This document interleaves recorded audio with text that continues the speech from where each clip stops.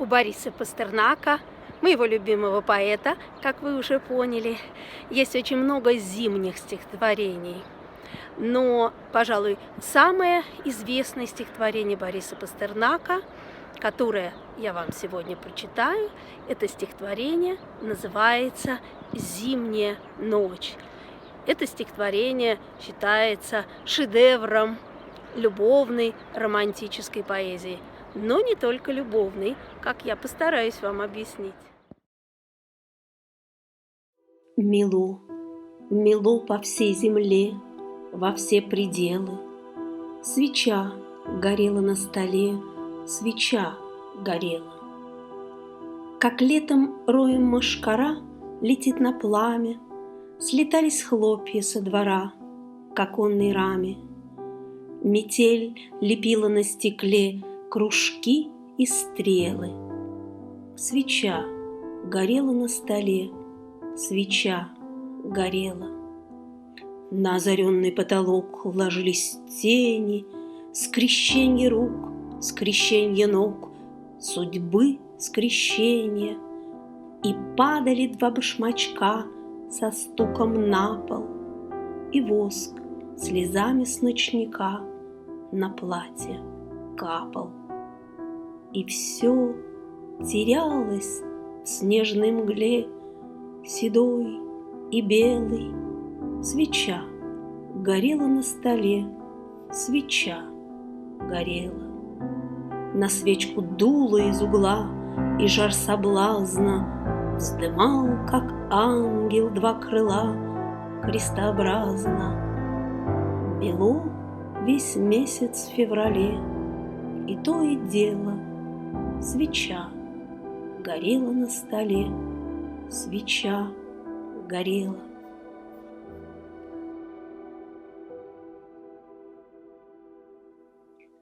Вы прослушали стихи Пастернака «Зимняя ночь». После языка поэзии, с его музыкой, с его образами, с его мыслями, переходить на язык прозы, честно сказать, не так просто.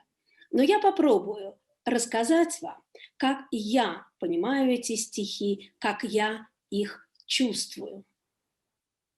Конечно, это мое субъективное восприятие, и каждый найдет в этих стихах что-то свое. Начало стихотворения. Темная, холодная, зимняя ночь. Февраль в России самый снежный зимний месяц. За окном дует ветер и метет снег. В первых строчках стихотворения мы буквально это слышим. Слышим звуки ветра и метели. Мело, мело по всей земле, во все пределы. А еще мы видим. В черно-белом холодном мире вдруг зажигается теплый желтый свет. Через окошко в доме, а дом, наверное, маленький, небольшой, старый, в нем дует, на свечку дуло из угла. Видно, что на столе стоит горящая свеча. Снаружи это хаос и снежная буря, снаружи фантастический мир зимы, слетались хлопья со двора к оконной раме, метель лепила на стекле кружки и стрелы. А внутри дома тепло, светло и уютно. Эти контрасты и противопоставления тепла и холода, хаоса, который снаружи, и тишины, спокойствия в доме, внутри.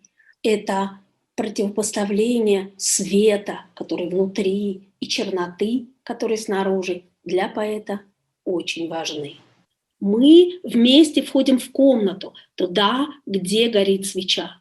Комната полутемная, и там романтическое любовное свидание. Мы не видим людей, мы не видим деталей, мы видим только танец теней на потолке. На озаренный потолок ложились тени. Что нужно всем влюбленным во все времена? Конечно, им важно и нужно быть вместе, соединиться, скрещение рук, скрещение ног. Это для них вопрос всей жизни, судьбы скрещения, говорит нам Пастернак. Скрещение повторяется в стихах 3 раза. Потом еще встретится слово «крестообразно», то есть в форме креста, крестообразно.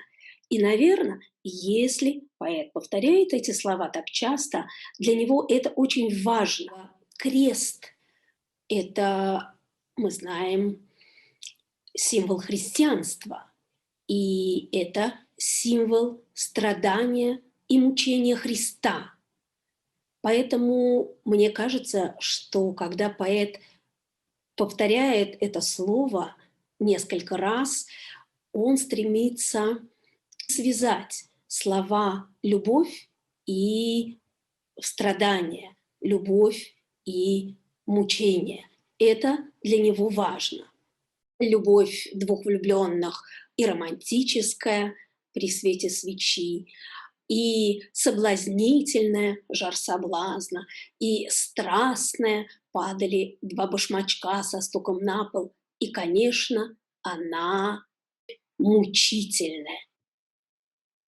Однако, какая бы эта любовь ни была, только любовь может помочь выжить в этом страшном, темном, хаотичном мире, и только любовь способна этот мир спасти. Теплый огонь свечи – это, конечно, гимн вечной любви всех влюбленных. Но я думаю, что символ этот шире. Огонь свечи – это и символ вечной христианской любви к человеку, символ вообще жизни, стойкости, твердости человеческого духа. Звуки и мелодия строк «свеча горела на столе», «свеча горела» – они задают весь ритм стихотворению, они повторяются как мантра, как молитва, как заклинание.